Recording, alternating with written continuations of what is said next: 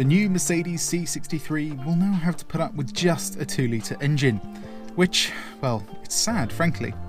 So, to cheer everyone up, I thought why not look a few years back and drive something with an engine over 3 times the size and with twice as many cylinders. This is the W204 6.2-litre Mercedes C63, and it'll drink fuel faster than an Irishman inhales his Guinness on St. Patrick's Day. So, before we run out of dinosaur juice, let's get into it, shall we? My name's Tom, and you're watching Paragon Cars. Let's go.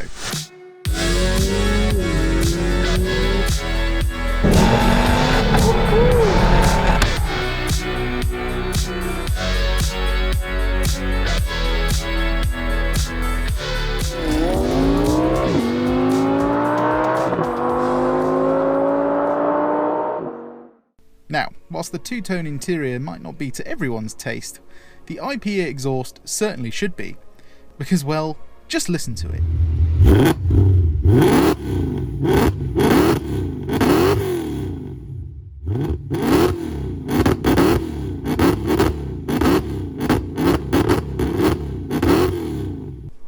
Connected to that exhaust is of course the beastly 6.2-litre V8. Stock, these make 451 horsepower, but like the exhaust, the engine has also been modded. This thing is now making 555 horsepower at the crank and just under 500 at the wheels. That's a serious gain for a naturally aspirated engine. So it'll be interesting to see if it's any quicker than the Stage 1 C63 we reviewed a while ago. In fact, let's find out now on the 30 to 70 sprint.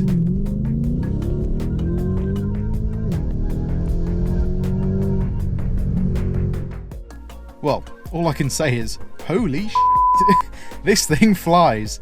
Keep in mind this has no locking diff, skinny tyres and a transmission that shifts without urgency. So that is some serious speed. Due to traction limitations, we were only 0.1 of a second quicker than the Stage 1 C63, but there's no doubt in my mind that this thing would dip into the 2s on a perfect day. The inside is now looking pretty dated, but it's still a great interior that has everything you need, from heated electric seats to cruise control. This car has an aftermarket wheel, which actually feels great to use. The carbon trim on the edges not only looks nice, but it's actually very grippy at the same time. The wheel isn't the only aftermarket touch either, as this C63 also has a Starlight headliner. Most of the ones I've seen before end up being really tacky. This one actually looked pretty good, I think. I'd personally just go for a solid colour though. Moving to the back, there's a comfortable amount of room for anyone under 6 feet. If you are taller though, it is a bit of a squeeze. Features wise, you get a climate vent and some predictably over-engineered but rather good cup holders.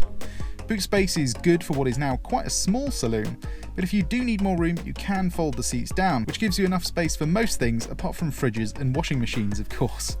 One weird oversight though for me is that you can only fold the seats down from the boot, so you have to release the seat, then walk all the way around to the passenger compartment again to actually fold them down. Bit of a weird one that. Anyway, let's get on the road, as I would like to bless your ears with some audible heaven. Well, this could certainly be an interesting review. 550 horsepower, 500 at the wheels, mind you. Crappy tyres, no locking diff. And a traction control system that doesn't really work. And it's wet. Anyway, what's this C63 like going over speed bumps? Well, it's fine really.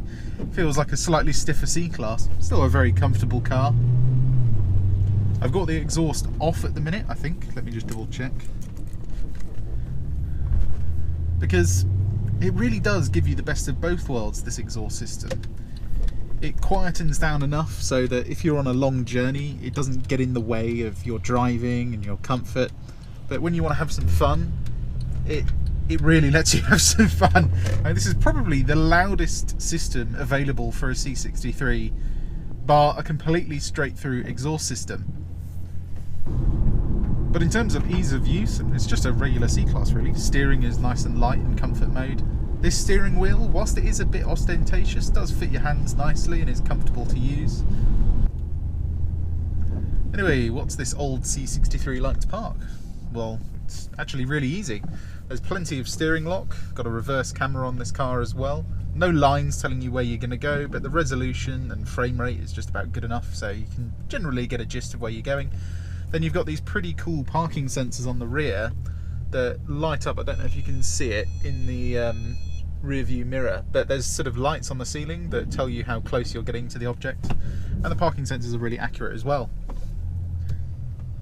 Plus, another thing I forgot to mention is that the car is small. It's a lot smaller than the new C-Class, and it means driving it around town is actually really easy. Right, coming in off junction, half throttle. Let's see what happens. It's just cutting power, basically. It's only when you get above 50 in the wet that this will really start to open its throat. Right, exhaust valves are open. Let's go into Sports Plus and see what's what. It should actually drop a couple of gears, although it doesn't seem to be. I'm not going to go for traction off yet, although I am actually going to go to manual because it doesn't seem to be dropping gears by itself. Come on, old gearbox. There we go. You're alive. Shifts are a bit slow on this thing. Let's see what it's like. There is zero traction. Look at that. My foot is flat to the floor right now. There we go. Wow, this thing needs some new tyres ASAP. Even though it is wet, that was really slow.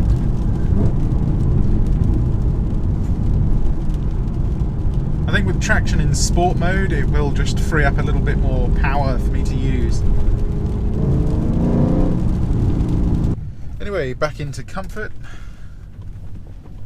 Let's see what this car's like on the motorway. Welcome to a typical day in England. A busy motorway and plenty of rain. Anyway, what's this C63 like? Well, I mean, there's not a lot of road noise, and there's certainly not a lot of wind noise. It's still a premium car at the end of the day. The one thing you do notice is that even with the exhaust in its off position, it's still quite boomy in here. Let me accelerate up to 70 just so I can show you what I mean.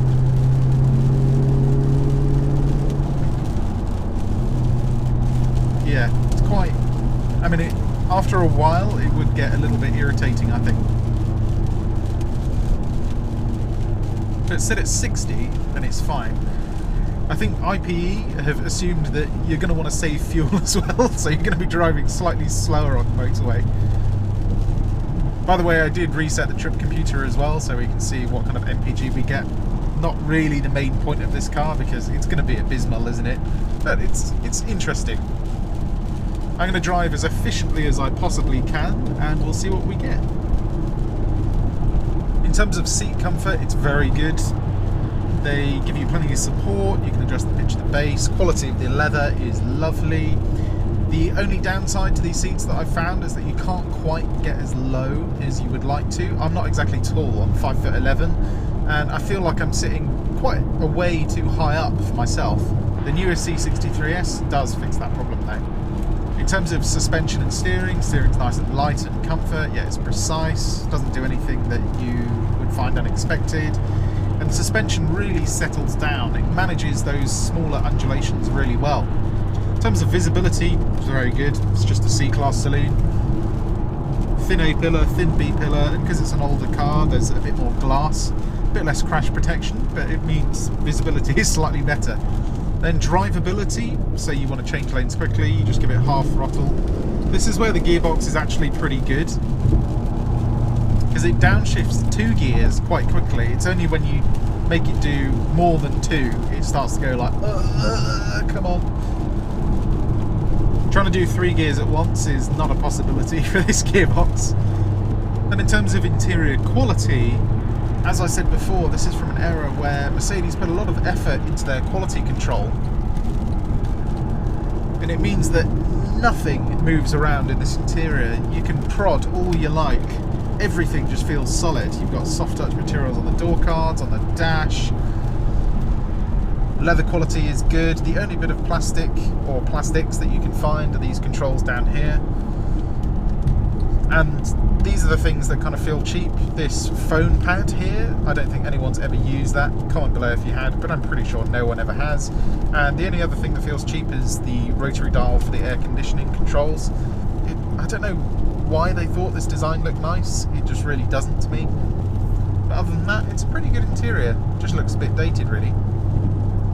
Then wear and tear, this car's been looked after very well, I must say. The interior in this is pretty much brand new, especially because the steering wheel has been retrimmed recently, so you can't see any wear there.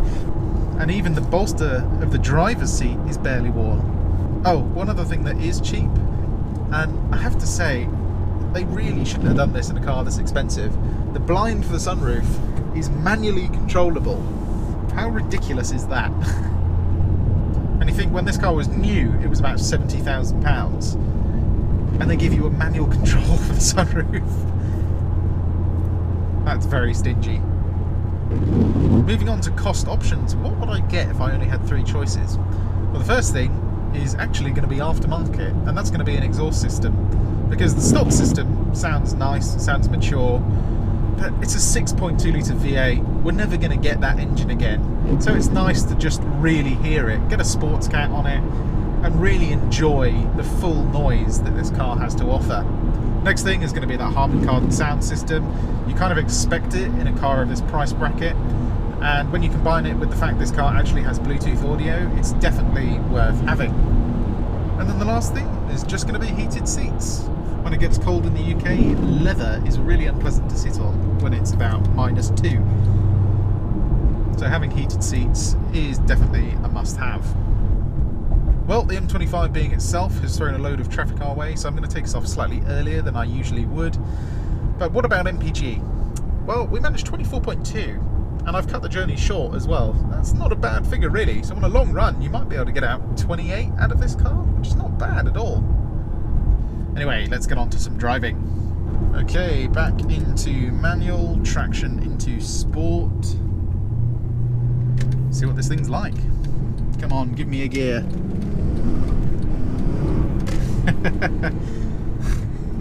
This roundabout is a little bit dry as well, apart from that bit. Oh, what a weapon. Oh, it's moving around, even at 70 miles an hour. Come on, shift. Main attraction for me is the noise. I mean, this is real old school German muscle, this car. Let's get that sunroof open. Get a little bit of noise. Move the manual sunroof back. Noise through here. Woo! Sounds good, doesn't it?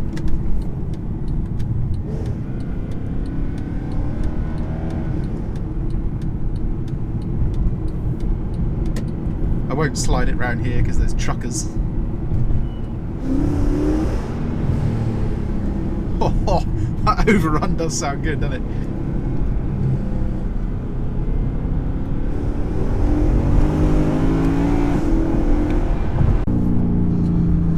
I just realised I forgot to open the valves in the exhaust. So this is what this Mercedes C63 is supposed to sound like.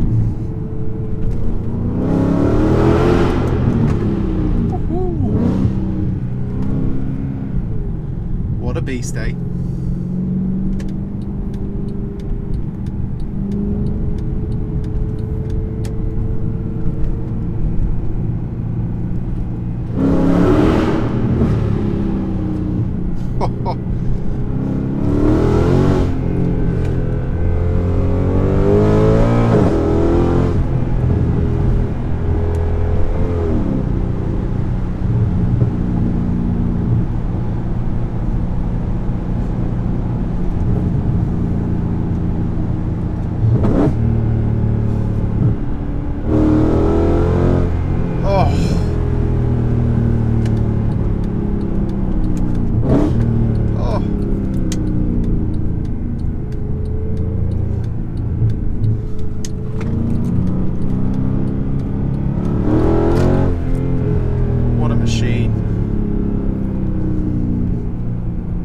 Is this the best sounding V8 ever? It's got to be up there. I can't think of one off the top of my head that sounds any better than this. I mean, just... oh! It's so angry.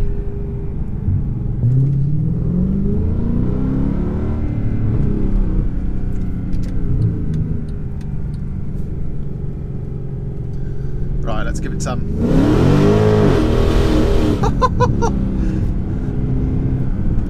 We were crab walking then.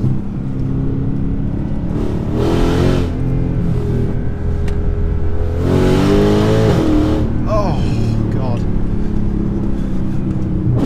It's like listening to your favourite song.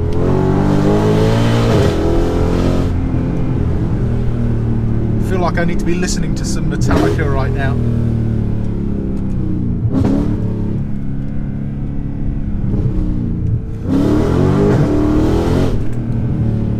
What a machine.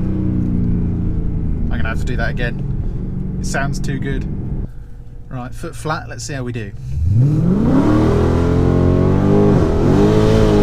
Woohoo! Anyway, handling. It's alright. Chassis dynamics are good, suspension really holds the ground well. And it needs to when you've got this much power on tap. Ooh. I need a cigarette after this. It's a bit sexual.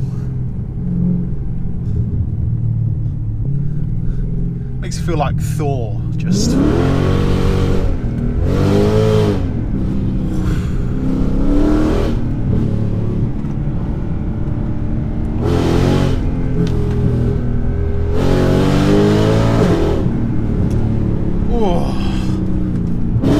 Those downshifts as well, man.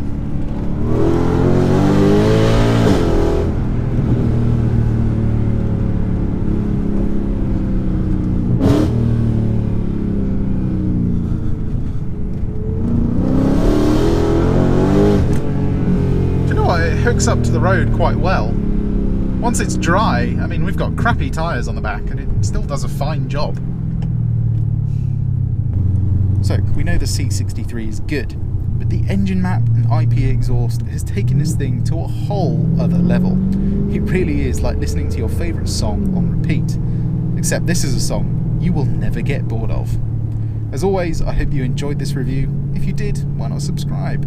Because not only can you see more content like this, you can see everything we have for sale, which includes this absolute weapon. My name's Tom, and you've been watching Paragon Cars. I'll see you on the next one. Goodbye.